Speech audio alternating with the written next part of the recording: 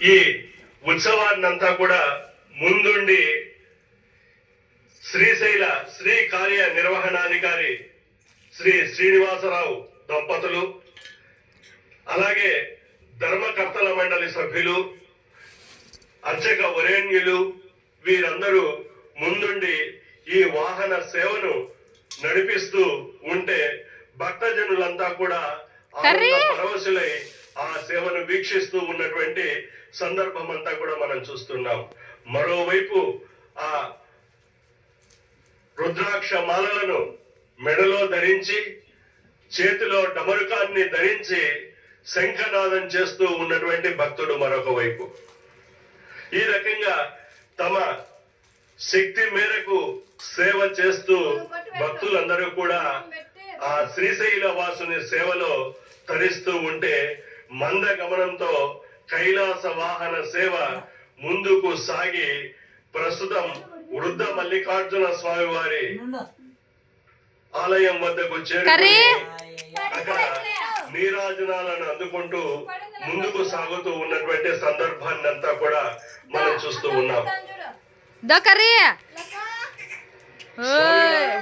అమ్మవారు దేదీప్యమానంగా వెలుగొందుతూ ఉన్నారు. పరమశివుడు శ్వేత వర్ణంలో ఉంటారని చెప్తారు. తెల్లని రూపంతో స్ఫటికం వలె మెరిసిపోయే పరమశివుడు అటువంటి తెల్లని కైలాస పర్వతాన్ని వాహనంగా చేసుకుని ముందుకు సాగుతూ ఉంటే ఆ శ్వేత వర్ణం అంతా కూడా ఆలయంలో ప్రతిబింబించి దేదీప్యమానంగా వెలుగొందడం మనం చూస్తూ ఉన్నాం. ఒకవైపు పుష్పమాలలతో అలంకరణలు, మరొక వైపు విద్యుత్ దీప కాంతులు.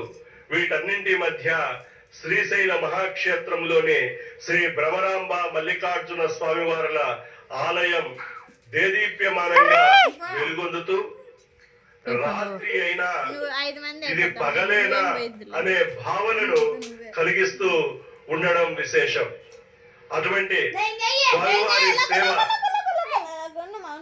కైలాస వాహన సేవ గ్రామోత్సవానికి బయలుదేరి వస్తూ ఉన్నటువంటి స్వామిని అమ్మవారిని మనమందరం దర్శించుకుంటూ వారి రూపాలను మన మనోఫలకాలపై స్థిరంగా ఉండేటట్లు చేస్తూ వారి నామాన్ని స్మరిస్తూ మనమందరం కూడా పునీతులమవుదాం.